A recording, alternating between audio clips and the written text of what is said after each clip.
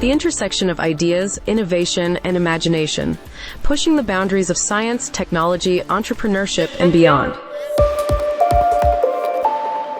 Welcome to the Noah Kenney podcast with your host, Vianney Méndez. Welcome to the Noah Kenney podcast. I'm your host, Vianney Méndez, an eternal learner and explorer of ideas. And each week I have the distinct honor of recording a conversation with Noah Kenney, a renowned expert in computer science, computational mathematics, marketing, and data privacy. So without further ado, here's my conversation with Noah. Buckle up and let's get started. What do you say if we just go straight to it? Let's start with AI. There's a lot of noise out there, so I'm getting curious. How do you perceive it? How dangerous is AI? Well, it really depends. How do you define dangerous, right? I think that's the fundamental question to answer first. Do you define it?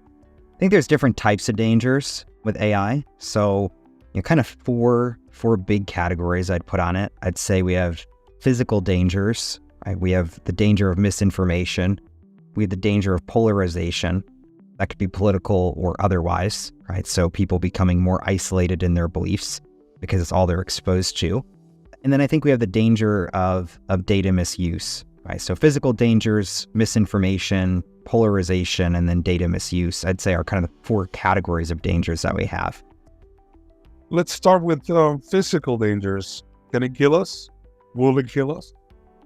I think it can. The analogy I always like to use is the analogy of an ant pile. Humans kill ants on a daily basis, right? Just by stepping on them. And the reality is most humans don't have a hate for ants. They don't have intent when they wake up to go kill ants. The reality is that ants are in the course, they're in the path for many humans, and the ants are destroyed as a matter of course and not out of intent. And my point there is that if an AI is optimized towards a goal where humanity stands in the way of the path, it will destroy humanity as a course of action. And a lot of people think this means that the AI has to be programmed to be evil. And that's really not the case. The reality is that every AI model is optimized to a specific goal, right? And sometimes humanity stands in the way of the AI pursuing that goal. So for example, suppose we build an AI model that's designed to find ways to reduce global warming, right? And this is a goal that we as humanity stand behind, and we say this is a great goal. The AI is not evil, it is programmed to create a world where global warming is less of a problem, right? Great goal. Well, the logic of the AI may go, okay, global warming is caused largely by carbon emissions. Carbon emissions are caused by humans. Therefore, if we get rid of humans, global warming problem is solved. That's the way that the AI thinks, right? It has no concept of humanity. It does not care about us. And so the reality is we can program an AI not to be evil. We can program it instead to a goal that we see as a good goal. But if humanity stands in the way of the AI accomplishing that goal, it will destroy us as a course of action, right? I think my greatest fear is probably that we don't know how dangerous it is until it's too late, right? Because this is a technology that really gets out of hand very, very quickly, right? It escalates very quickly. And we've seen that even just in the past 12, 24 months in terms of how much more advanced AI models have gotten. And then we can look also at isolated cases, right? So we could look at, for example, like autonomous vehicles. If you're driving in an autonomous vehicle that's powered by AI, you have some level of physical danger there, right? So I think the physical danger is increasing as AI becomes more ingrained in, if you want to say, the physical world, and as opposed to digital only. Totally. I mean, being AI part of technology advantage or an advanced technology, I can relate to what about the development and deployment of nuclear technology in the mid-20th century. It led to atomic bombings of Hiroshima and Nagasaki, showcasing the unforeseen destructive power of technology. But now, I think the danger is more subtle. What about the proliferation of social media algorithms that have been associated with issues like online radicalization, misinformation, even cyberbullying, and highlighting the unintended consequences of technology.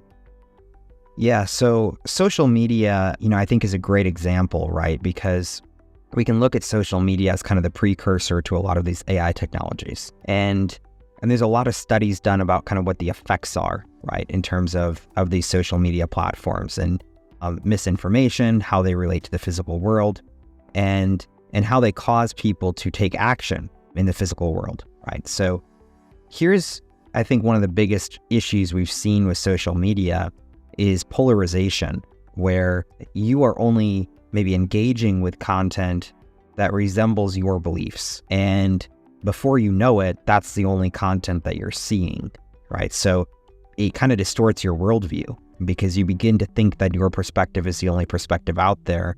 I mean, you become more and more distant from other perspectives. Eventually you don't even see it in your feed. And the reason for that is because these social media platforms are financially incentivized to show you content that keeps you engaged, right? And a lot of that is that people want to see content that they either agree with or strongly disagree with, right? They don't want to kind of see the middle ground, right? So these platforms are designed to show you content that keeps you engaging with it. And that content is often a distorted view of reality. And so as long as these social media platforms are financially incentivized to show you that content, that is what they are going to show you, right? Now with AI, we're kind of at this interesting stage where the business model is not fully ironed out yet, right? Or perhaps a better way to say that is that there are multiple possible business models. So I think there's different ways that these AI companies have of approaching this where we don't end up in the same spot, right? So, I was happy when OpenAI and ChatGPT started charging monthly subscriptions for access to the tool. And the reason I was happy about that is because now the user of ChatGPT becomes the customer and they don't become the product, right? And on social media, it's very different. On social media, you are the product. Your data is the product. And the customer is actually the advertising companies, right? The companies that are running ads on Meta or wherever else. So I think we have a chance to kind of redo that in a lot of ways and not make the same mistake. And I hope that these companies look at social media and say, hey, maybe we don't want our users to be the product. Maybe we want our users to be the customer. And then we design better products. We design more data privacy centric products, right? And ultimately don't end up in the same spot that we did with social media. But I think it's too early to say if that will happen or not. I think it's too early to say whether it's going to be profitable to have the users be the customers. And I think there's some things pushing against that. So we could look at kind of the failure of Twitter recently to begin selling subscriptions, right? Paid subscriptions. Been horribly ineffective at doing that. A very, very small percentage of Twitter users who actually pay for a subscription. And so things like that are kind of warning signs to these AI companies that might scare them off from not running ads and not selling user data. But that's my hope. My hope is that the users become the customers and not the product. And I think that's one of the biggest things that we can learn from social media and the way that that's kind of become ingrained in our lives. Do you think that hope, you say, and I say this in a nice way, do you think that hope is a kind of light? Yeah, I do. Or? Yeah, I do. I do in some ways, but I also think, to be clear, I don't have that hope for the existing platforms, the existing social media platforms. I do have that hope for new AI models coming out, right? And that hope was kind of further inspired by ChatGPT and OpenAI charging for subscriptions, right? Because here's the thing. Social media, it's very hard to charge for a subscription to a social media platform for a couple reasons. Number one, most people don't want to admit how much they use and or like social media, right? So a lot of people don't want to admit that they are using these platforms enough to justify the cost of a subscription, right? So that's one kind of one isolated issue with social media.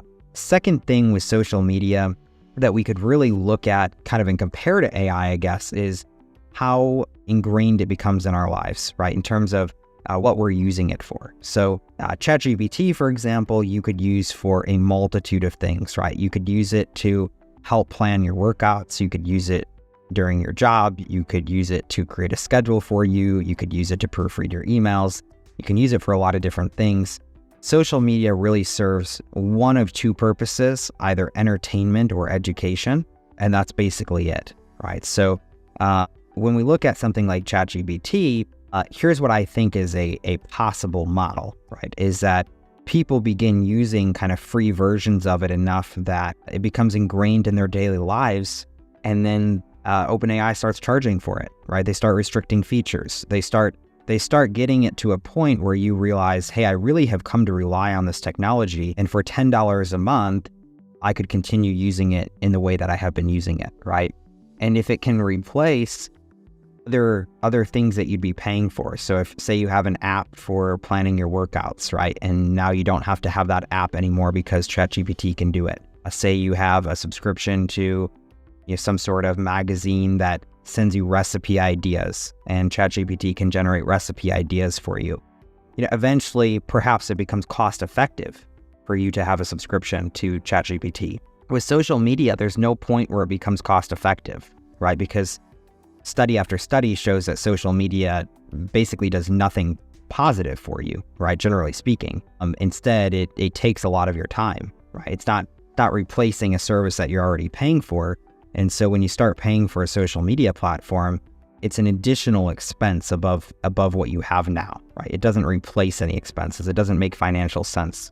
And so I think that's a fundamental difference between social media and AI platforms. And that depends a lot on the AI platform too, right? So, let's say we look at autonomous vehicles. Well, you're paying for the AI that's in an autonomous vehicle, right? So say you buy a Tesla, you're paying for the AI. That's part of the cost of the vehicle. The Tesla doesn't then have to go and sell your data. They're making their money from you as the customer, right? So I think it depends what type of AI we look at, right?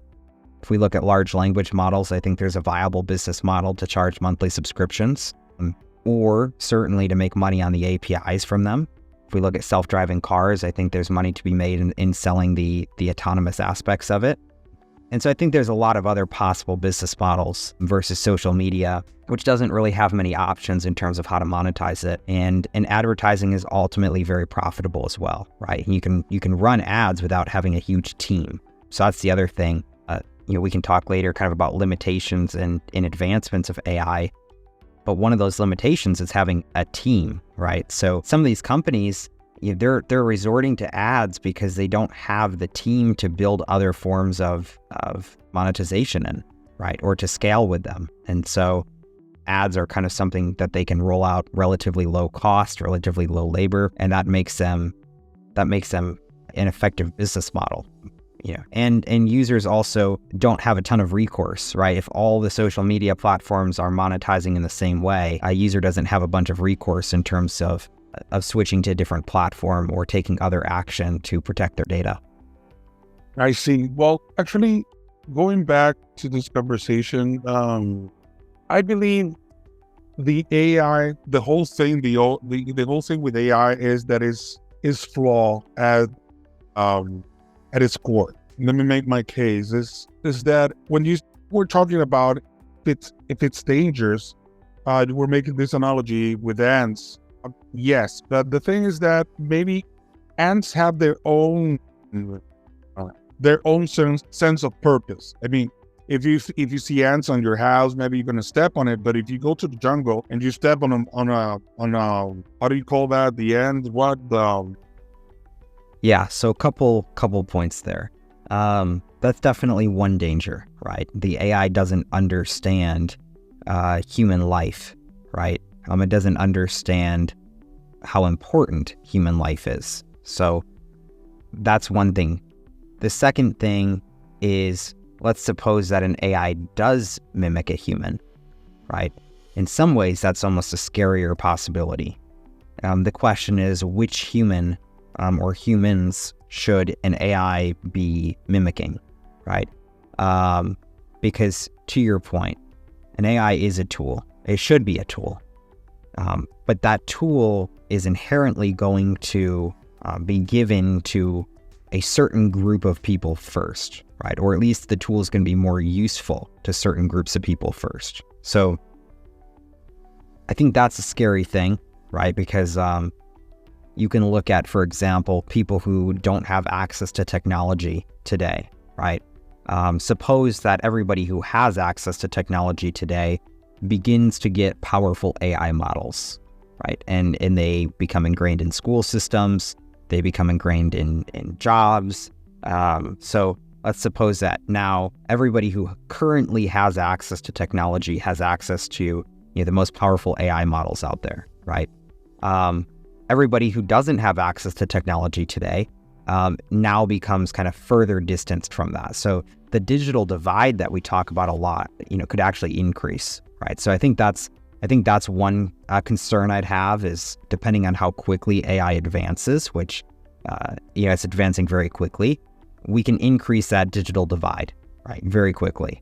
We can look at certain studies where older people still working, being displaced potentially first by AI, right? Partly because it's more cost effective, they tend to have higher salaries. Partly because it's believed that younger people have a better sense of AI. They're more up to date on the technology.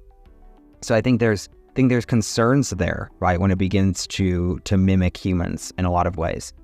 There's questions of what makes an AI conscious, if an AI can even be conscious, right? And how we look at that. There's a whole bunch of... Will it be conscious? At what point? Yeah, so I just published a paper on artificial general intelligence and talking about the consciousness of an artificial general intelligence. So I'll make some observations.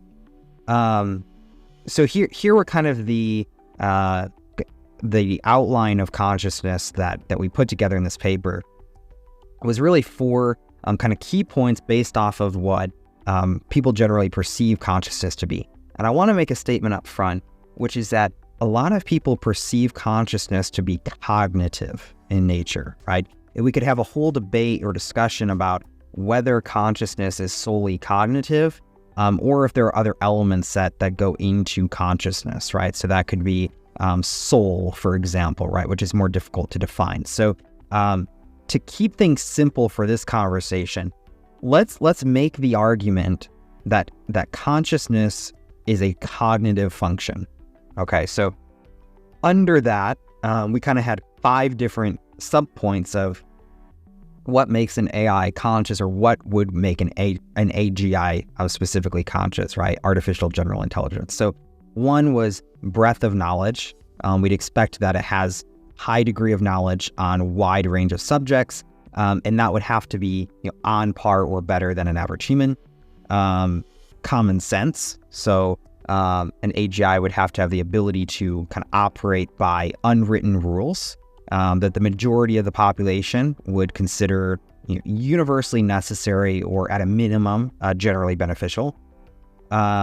Inference processing, so given imperfect information, given user inputs with no context, we would expect an AGI to be able to make inferences about what is said. Fourth, we could look at memory and contextual awareness. So I think this is a big one because it actually goes to the concept of experience, right? So we as humans experience things, which then go into our memory.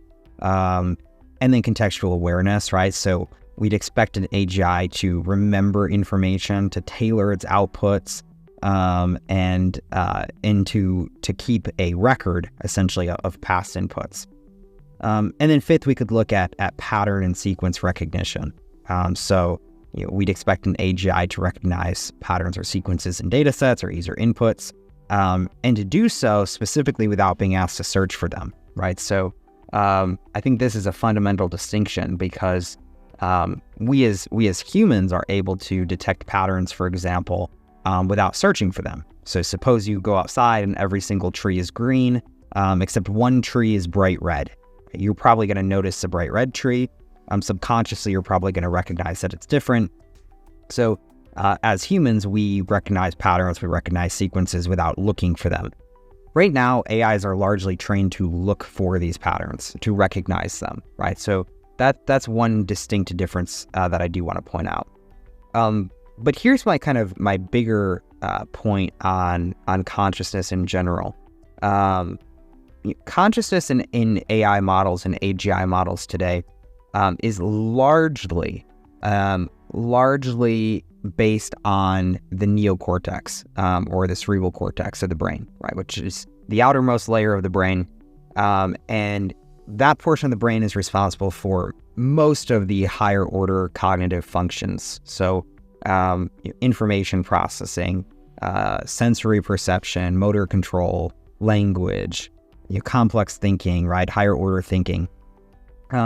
So that is kind of in the neocortex. That is the portion of our brain that has a construct for language, right? Here's my point on consciousness is that most of the work being done on AI is to mimic the neocortex. It is not to mimic the limbic portion of the brain. And the limbic portion of the brain is kind of the portion of the brain that has our basic survival functions, right? So hunger, thirst, it has emotional processing, memory formation, and is not logical, right? It has no construct for language, it has no construct for numbers, it has no construct for logic. And so good example of this is when we make a purchasing decision. When we make a purchasing decision, we decide to purchase an item in the limbic portion of our brain, right? So it's based on an emotional response. It's based on the regulation of the autonomous nervous system, and we can make that decision with the limbic portion of our brain. But if you ask somebody why they made that decision, they will use their neocortex or cerebral cortex to justify it, right? So they'll say, okay, here's why that decision makes sense, right? And they'll justify it. They'll justify it using some form of logic. They'll justify it using numbers, right? And so even though they made the decision to purchase based on the limbic brain, based off the emotions that they're feeling, perhaps based off of a survival function. So for example, good example of this is when you're hungry. The survival function from your limbic brain is you need food, right? It says you're hungry. But your neocortex might say, well, I would like to eat a steak. And steak might not be the most cost-effective option of something that you could eat, right? So how do you justify it to yourself? Well, you justify it to yourself as, I need food to be able to survive. The steakhouse is the closest to my house, therefore it makes most sense for me to get a steak. That's kind of a silly example, but the point being that the majority of the work in AI and AGI right now is mimicking the neocortex. So the large language models we see, for example, are mimicking the neocortex. Very, very little work is being done to mimic the limbic portion of the brain. I'm doing some research on that currently for a publication, and there's very, very little work that's being done to mimic the limbic portion of the brain. And I think for us to even possibly consider an AI as being conscious, it would have to mimic both the neocortex and the limbic portion of the brain. And right now, there's no AI that can do that. Now in the future, should that happen, we need a good test of consciousness, right? So we definitely need a good test of consciousness. And I think the other thing is we probably need a measure of consciousness that does not rely on the construct of language, because we would consider animals conscious, though they cannot speak to us, right? So traditional methods of testing AI, such as the Turing test, are not measures of consciousness, and I think that's an important distinction to make. We currently have no test of consciousness, right? It's basically human intuition is the test right now. So before we could really say whether an AI is conscious, we would need a test to determine that. We'd need some sort of standard to determine that. But kind of anecdotally, I'd say current AIs are certainly not conscious because they really only mimic the neocortex and not the limbic brain. Do you think that the Turing test, which has given us a lot of information on computing, in the last years. Do you think the Turing test will be as useful to measure AI, to evaluate AI? Yeah, so definitely not. I think, let's go back for a second and kind of talk about what the Turing test is first for anyone who doesn't know. So Turing test is named after Alan Turing, who was a mathematician and computer scientist.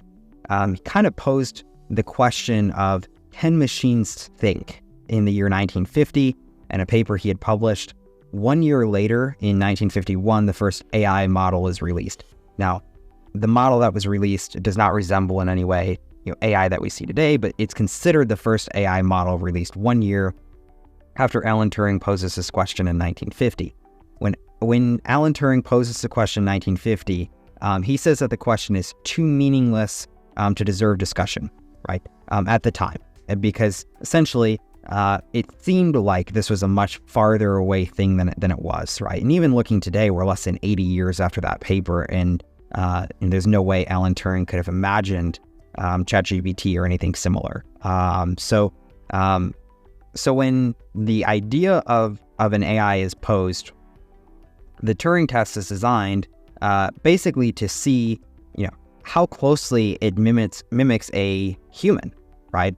So the way that it's administered, a human judge engages in a natural language conversation with one machine and one human, right? And the machine being an AI. But it doesn't know which is which. And if the judge cannot distinguish between the machine and the machine is considered to have passed the test. So it's a pass-fail, right? Here's the reasons why I don't think that the Turing test is a very good measure of this, right? So number one, it's pass-fail, right? We really should be looking at a spectrum, right? In my opinion. Number two, there's a lot of room for error in the administration of the test, right? So the judge might not be able to distinguish between the human and the machine, but that could just be because the judge is not very good at picking up on cues, right? So there's a lot of room for error in the administration of this test. There's no standardization for it whatsoever. The other thing is that the test really is mimicking the AI's ability, or the test is really looking at the AI's ability to mimic human conversation. And so a lot of AIs throughout the years have been built specifically to pass the Turing test. It was always kind of the goal of passing the Turing test, right? That was when AI had really made it.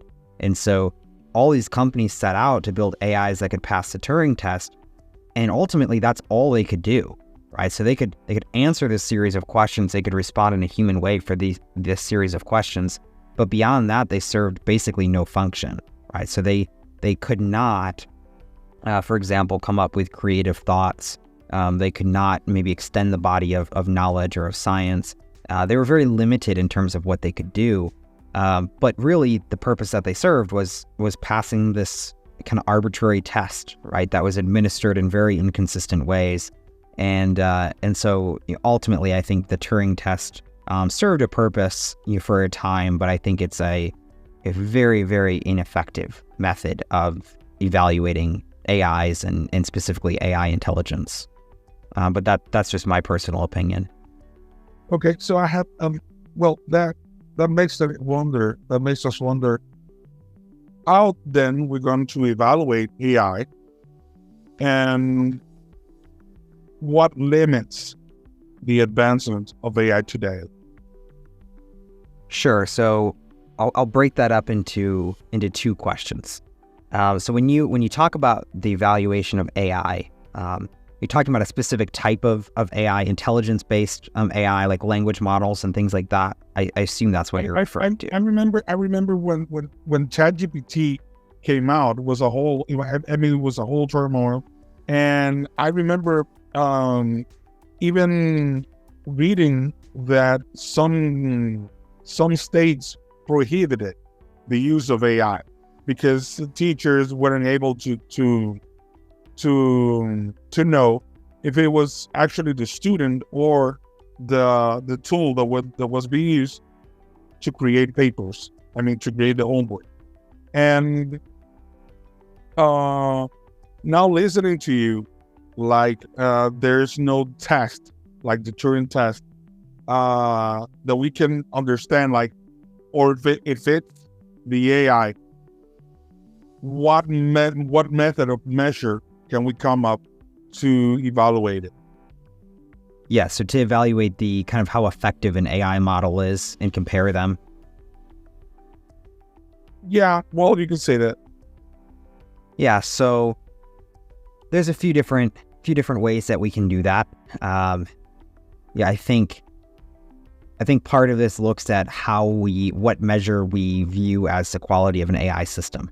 So accuracy, precision, lack of bias, right? These are all good goals to optimize for. And in different AI models are better suited to each of these, right? So numerous. So what you're saying is that depending how well and how productive is on the task that is being asked to do, that's how we can evaluate its quality. I mean, its purpose. Well, I think there's other ways that we can do it, right? So I think we can look overall at kind of the systems, right? So we could look at what level of bias is in each of these systems, right, on a standard set of questions, right? So we could look at, say, 1,000 questions posed to Llama, posed to ChatGPT, posed to Bard. We could look at a set of 1,000 questions, let's say, and come up with some method of analyzing the bias in these systems. We could look at some level of analyzing the accuracy of these systems. But here's kind of the flip side of that. Anytime we use just flat percentages to quantify something like bias, to quantify something like accuracy, becomes very, very dangerous game to play. And here's what I mean by that. Let's suppose that you ask an AI a question that doesn't really matter, right? So, or let's take it a step further, and let's say that the AI is able to actually publish information to the internet, right? So we have two different models publishing information to the internet. Let's say we have Llama, and then let's say that we have ChatGPT, right? So both are able to publish information to the internet.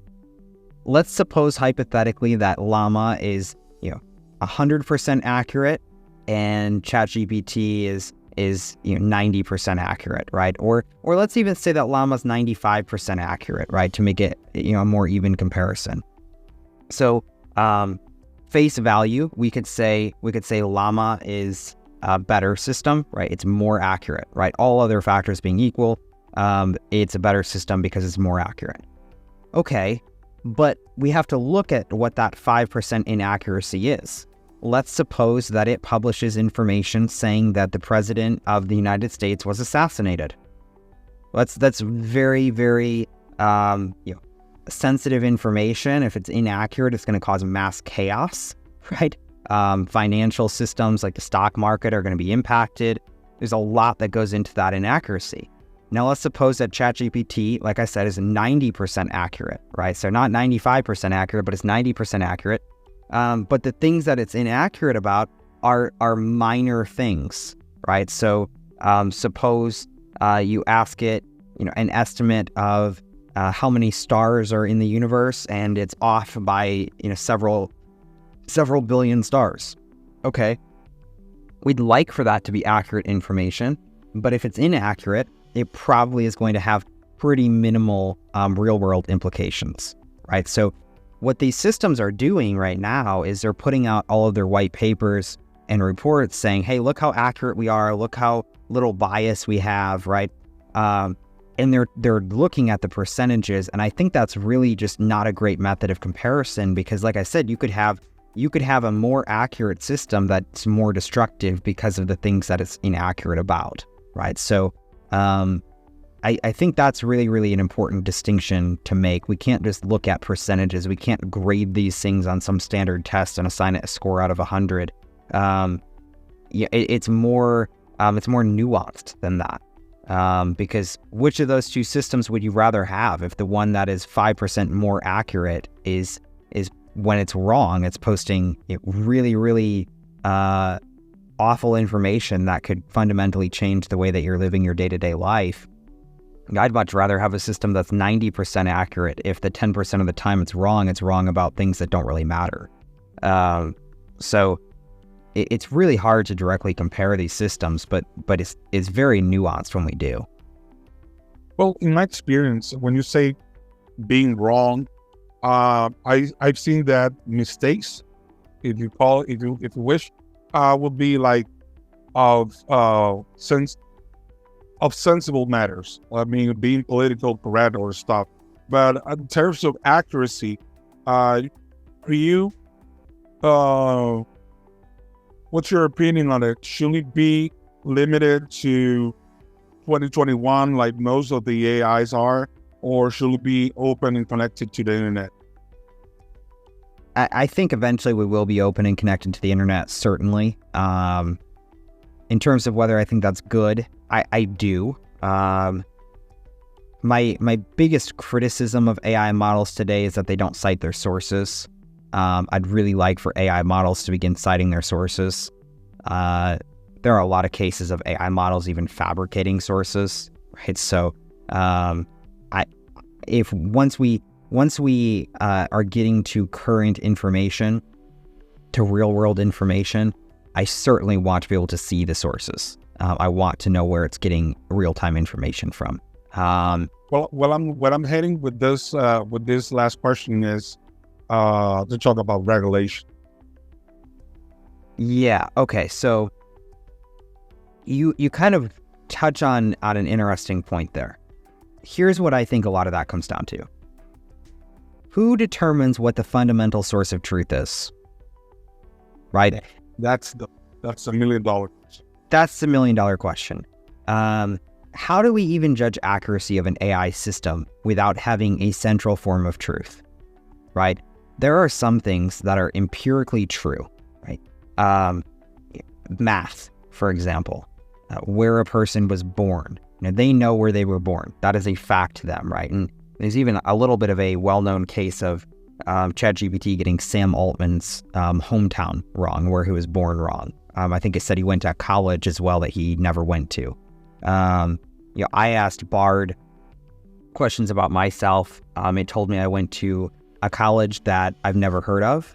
It told me that I lived in a city I've never been to. And it told me I founded a company that does not exist, right? Those are wrong. On a factual matter, those are wrong. So it's easier to determine what's wrong than it is to determine what's right. Okay, that's one kind of point here. But really, in terms of who's determining the central source of truth, that's a big concern, right? It's an even bigger concern when whatever we currently have in terms of information on the internet is being used to train these AI models. Because then our test for the AI model is the same information that it was programmed with, which is to say, if I ask an AI model a question and it gives me an answer, and the way that I fact check that answer is by going to the same Wikipedia article that the AI model was trained on, I have a fundamental problem, right? Because at that point, I'm cross-referencing against the original data source. It does not mean the original data source is correct, right? So that's why Wikipedia has moderators, right? Because sometimes the information published is not correct. So that's concerning to me because we're fact-checking against the source data. We don't have a second source of data to fact-check against. So that's one thing that I think has to change. Another kind of longer term thing, because you mentioned, what if we have real-time information? Here's what I think happens eventually once you have real-time information. Once you have real-time information, people start going to ChatGPT instead of Google, instead of individual blogs, instead of individual news sources. They go to ChatGPT or they go to Bard or they go to Llama to try to get answers to their questions. And they use it more or less as a search engine, right? Okay, that's fine, except that the people writing the real-time content are now no longer having anybody view it, right? So when you're looking at your web analytics, when you're getting monetization from sponsors and things like that, or ads on your website, you're no longer able to get that because people are only really reading your content through ChatGPT, which isn't even giving credit back to you. So at that point, at a certain point, it becomes not profitable for you to do, right? At what point does a company like TechCrunch say, hey, we're no longer going to write blog posts because we're writing blog posts that now nobody's reading, because all that our blog posts are being used for is essentially a training data set for ChatGPT. And so at that point, less and less people publish information, and ultimately, the accuracy of the models begins to diminish.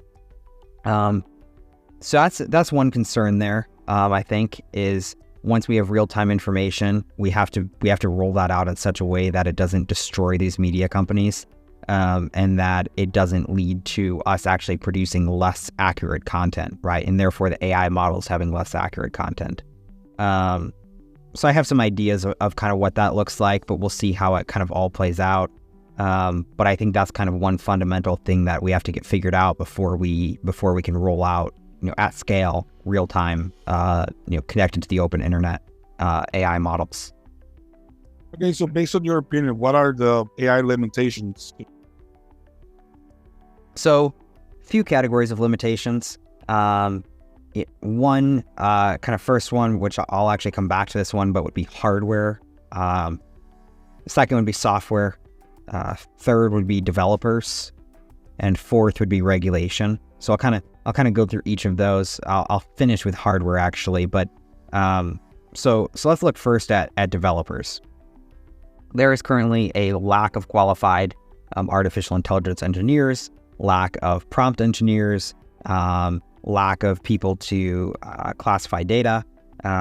It takes a lot of time to classify data, for example, by hand, and a lot of that has to be done by hand. So there's a lack of labor. I say developers, but really it's just labor in the AI market, qualified labor. So that's number one. And I'll add on that too, right? We're kind of building the education for it as we go. So if you were educated on AI 4 years ago, and then you went into a coma and you woke up today, you would not be a qualified AI engineer today, right? So AI is something where every day you've got to be waking up and kind of checking the news sources of what's coming out today, what's new in AI, how are the models working, reading research papers. There's not a lot of people who are staying up to date on that, right? So that's kind of one big limitation, is a lack of qualified labor. Second one is regulation. So we can talk more about regulation later on, but I think regulation is a big one. So for example, self-driving cars, do they have to be perfect, or do they just have to be better than a human driver, right? Self-driving cars get better with more data. So if we put out 20,000 self-driving cars on the roads today in Southern California, they would get better very quickly, right? Because they'd have a lot of data to train on. So those AI cars are going to get better very quickly if we put them all out. Yet we're going to have some dangers if we do that, right? And we talked a little bit about physical dangers earlier. We'd have physical dangers if we put a bunch of cars out on the road, right? Without knowing that they're imperfect. So regulation kind of stands in the way of AI advancement, right? Because regulation is designed to promote safety, as well as other interests, right? Economic and otherwise. So, and often political. But regulation does stand in the way of advancement, because if you want to advance self-driving cars, best way to advance self-driving cars is to put a ton of them out there on the roads and let them make a bunch of mistakes and learn from them, right? That's the best way to advance self-driving cars. It's probably not what's best for humanity, right, as a whole, and hence regulation. Software, and software, we could look at kind of different, what software even means, right? Because we could look at kind of firmware. We could look at graphical user interfaces or GUIs, but software right now is not generally optimized for AI. So even the programming languages that we have today, I will say, with the exception of Python, and Mojo came out as well. Mojo, is optimized for AI models pretty well. Still has some room for improvement. in terms of the kernels and things like that. But when we look at AI models or programming languages, they're not designed to support AI models at large. So when we look at software and software development kind of life cycle, not really designed for AI advancements. We're kind of behind in that regard. And then hardware. And hardware is kind of if you want to say the big one here, yes, hardware and software really are the big ones. But hardware, right now we have NVIDIA is basically leading the way in AI chip production. The chips are very expensive. Oftentimes we have shortages of chips, right? That market's going to become pretty saturated pretty quickly. AMD, Intel, we'll probably have some other chip makers coming up that will actually be able to create really, really quality AI chips because it's all they're focused on. Whereas companies like NVIDIA, companies like AMD, companies like Intel are not only focused on creating AI chips, right? They're focused on creating kind of general consumer chips as well. So I think there's room for new companies to enter the market. And that's interesting because that hasn't really been the case for at least probably since the 1990s. But if we look at traditional computing, right? So we look at computational power as a calculation, and we can model it mathematically. And traditional power calculations rely on the assumption that processing power is best achieved by a quantitative increase in the number of transistors, and particularly MOSFETs, which is metal oxide semiconductor field effect transistors. But really, and this is Moore's law, by the way, is based on this, right? So it's based on essentially the number of transistors increasing is kind of the fundamental underlying component of Moore's law, which estimates the rate of increase of processing power relative to time, given kind of a variable number of biennial periods.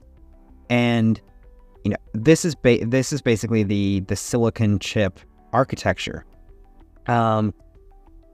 But Moore's law is becoming a lot less effective over time, right? And there's huge debates right now of, is Moore's law dead and is it not dead? And will it continue to be accurate? Here's kind of the empirical analysis of that, right? So Moore's law for 2023 would say that we have approximately 114 billion MOSFETs, given that the microprocessors in 2021 had about 57 billion, okay?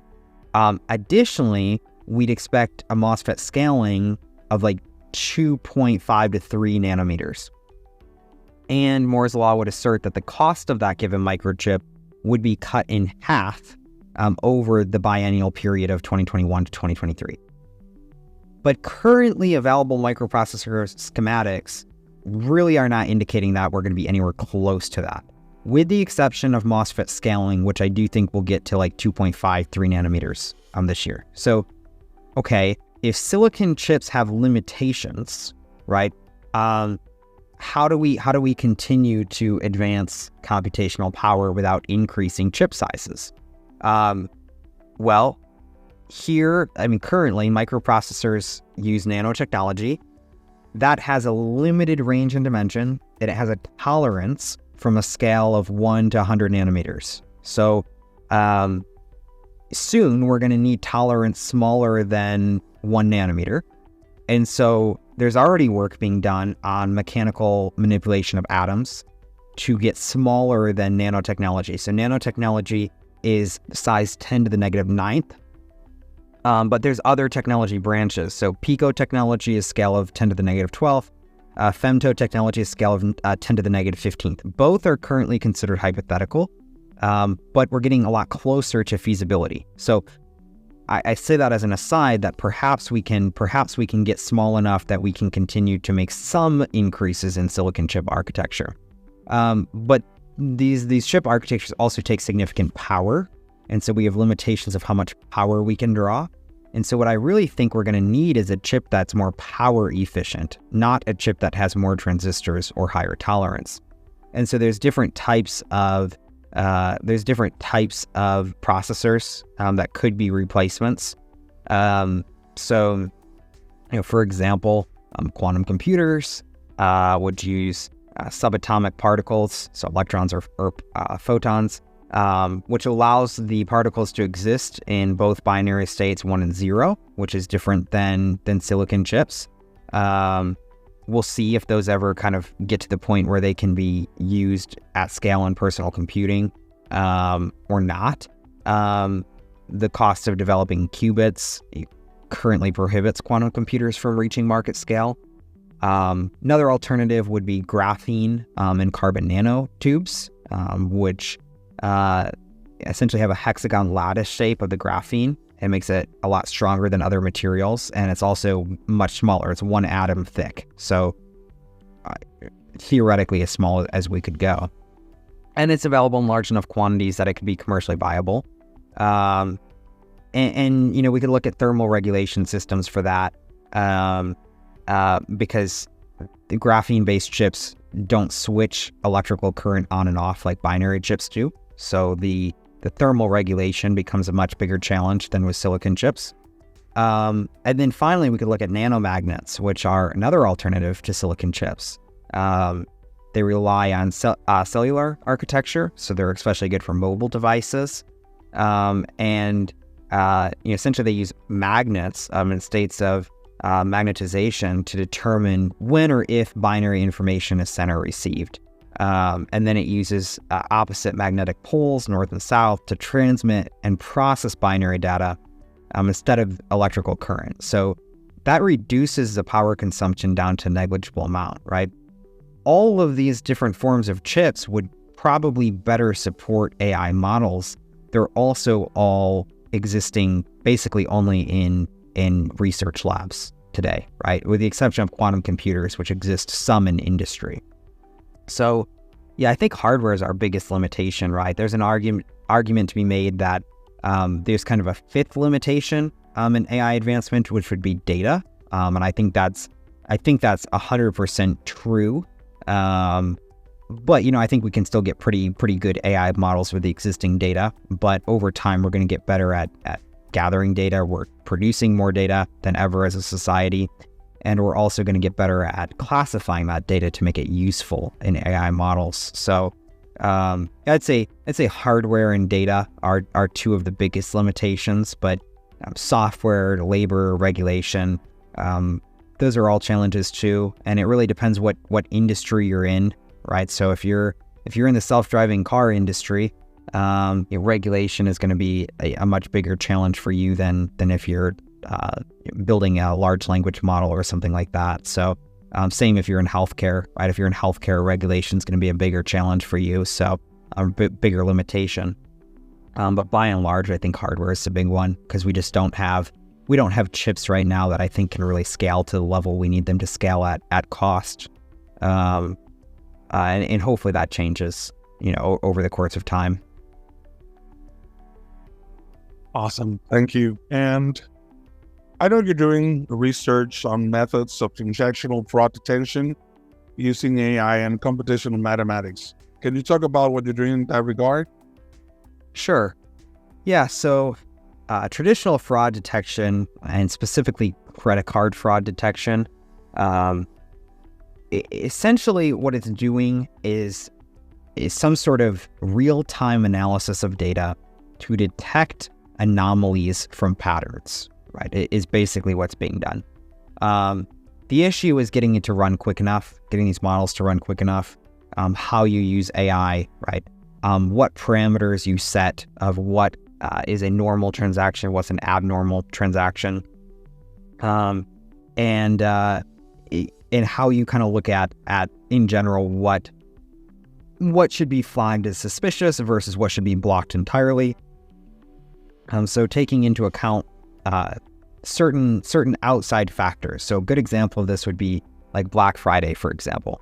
On Black Friday, people might go to a bunch of different electronic stores and buy electronics, right? So normally this might be flagged as suspicious for somebody to go to, say, 5 different electronic stores and buy electronics within a several hour period, could be flagged as suspicious. But on Black Friday, this is, if you want to say, normal or expected behavior. And so on Black Friday, we would not consider this to be suspicious, right? Or generally would not consider this to be suspicious. So, okay, well, in light of that, how do we build models that are accurate, but that also can take into account kind of these anomalies, if you want to say, right? Because there are going to be anomalies, always. So here was kind of the structure of my research on this, was looking at methods and challenges of training AI models for transactional fraud detection using AI, right? So first thing I did was I asked ChatGPT to generate a list of 20 fake credit card transactions, right? So date, amount, merchant category, card type. And then I asked it to use that information to determine which transactions it thought was fraudulent, right? Okay, so it gave me the list. I put it into a table. Then I took the same list and I put it into Claude 2, right? So the training data provided by ChatGPT, I put it into Claude 2, and I asked it to also classify each of the transactions as fraudulent or not fraudulent. What I found is that ChatGPT and Claude disagreed on almost 50% of the transactions of whether they were fraudulent or not, right? So parameter-based fraud detection is highly subjective, even when using AI, right? Because the AI model you use will change a lot. So from there, looked at standard methods of probability calculations. So binomial distribution theorem, for example, which looks at the probability of a success of an individual trial and probability of failure of an individual trial, or in this case, fraud or not fraud.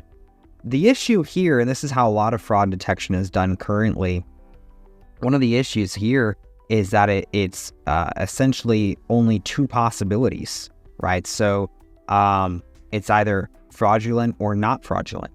But what if I wanted to know on a spectrum, right? What if I wanted to know approximately how fraud, what percentage likelihood of fraud does this transaction display versus is it fraudulent or not fraudulent, right? What if I could get it on some sort of spectrum?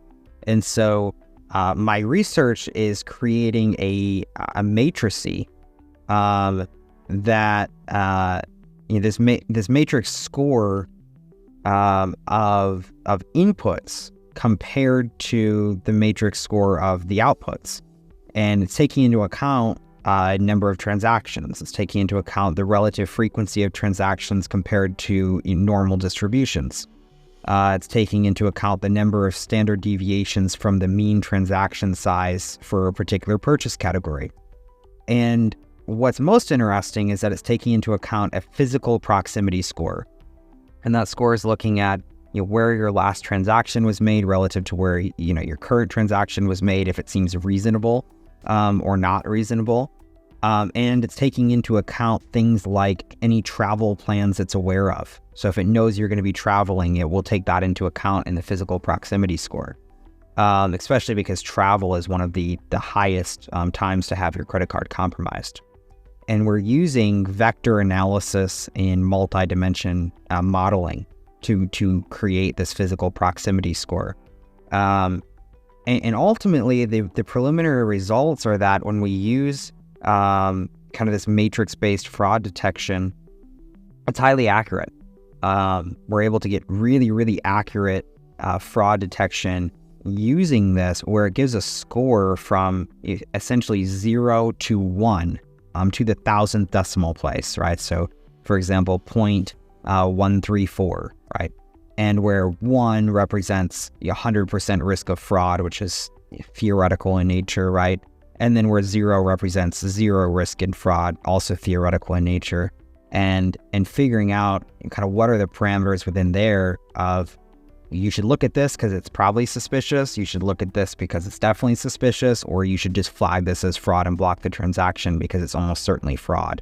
And using AI and mathematics for that. So That's high level kind of what I'm working on in the transaction fraud monitoring and detection space right now. Okay, well, that's been really great. I think that all for today. So this is all for the Noah Kenney podcast. I'm your host, Vianney Méndez, and see you next week. That concludes another episode of the Noah Kenney podcast. A big thank you to our guest and to you, our listeners, for being part of our exploration into the world of knowledge. Don't forget to subscribe, share with your friends, and leave a rating. Until next week.